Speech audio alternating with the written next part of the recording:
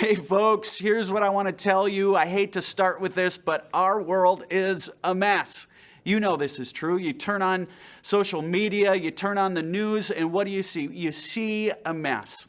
So what if there was a solution, a simple solution to all of that you and I learned about in preschool? Well, folks, we're going to talk about that this week on the Daily Dose. Hey, thanks for tuning in tonight. If you're watching on Facebook, would you help us get the word out? You can do that by sharing or liking this post. Go ahead and check in at Calvary on social or on your Facebook feed.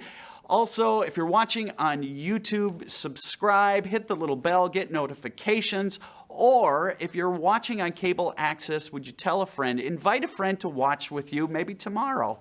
Help us get the word out.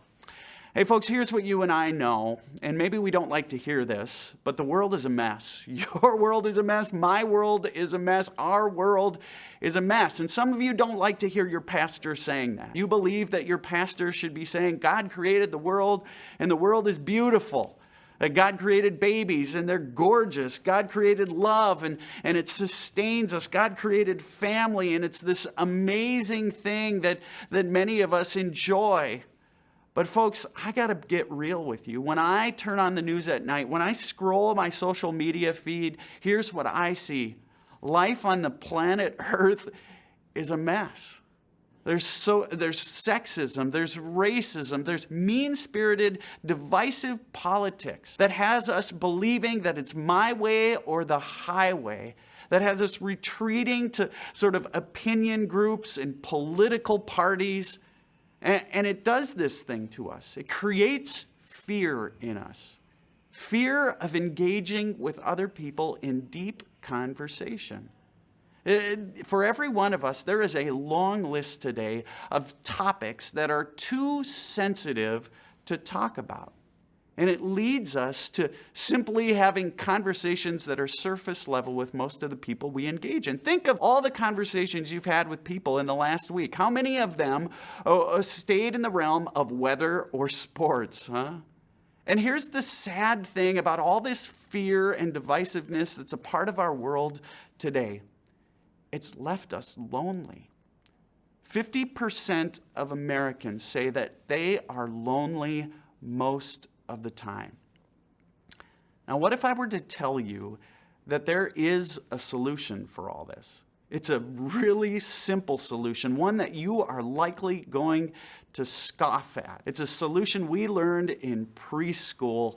It's so simple. And let me forewarn you, though, that simple doesn't mean it's easy. What's the solution?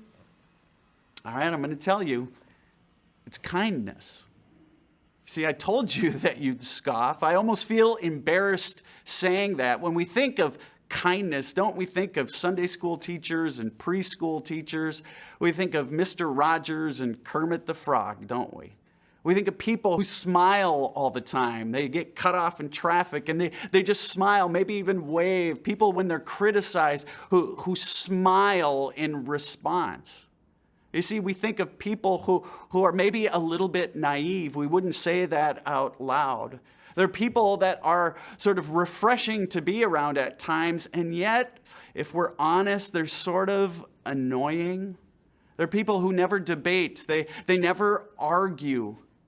You see, I think the problem with kindness today is that we learned our definition of kindness from Blockbuster Video. Do you remember Blockbuster Video?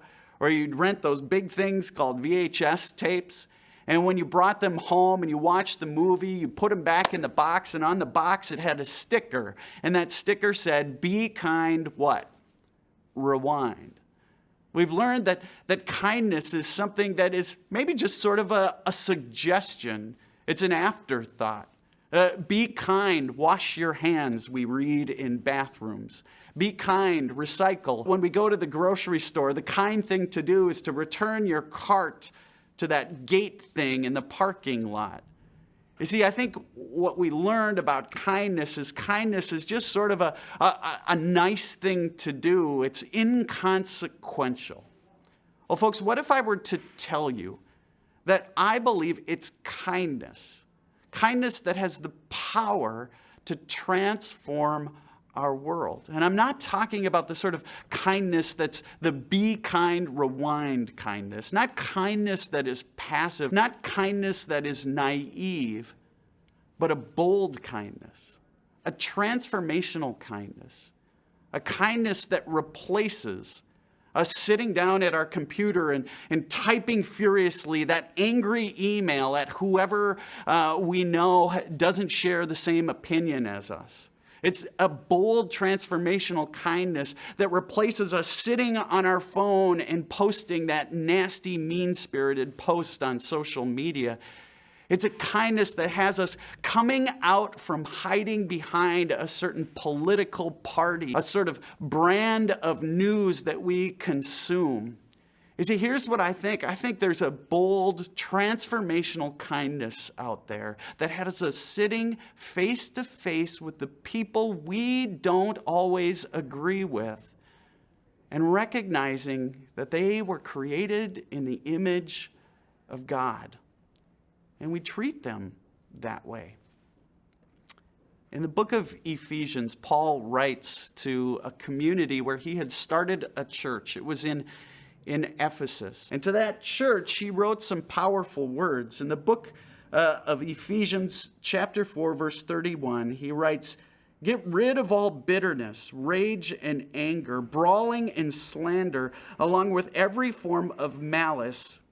He says, "Be kind and compassionate to one another." Folks, here's what I believe with all my heart. It's kindness that has the ability to transform our world. And it's not a sort of passive, smiling all the time sort of kindness. It's a kindness that, well, honestly, it takes bravery. It takes guts to sit across the table from somebody, to look them in the eye, and to know that they are created in the image of God just like you are. It's that kindness that we're going to talk about this week. I hope you'll join us each and every day. Have a good night.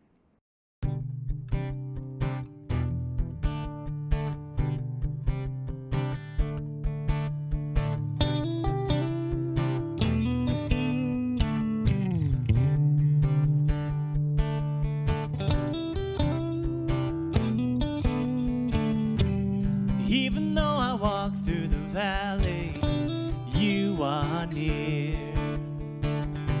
And even though I know you are with me, I still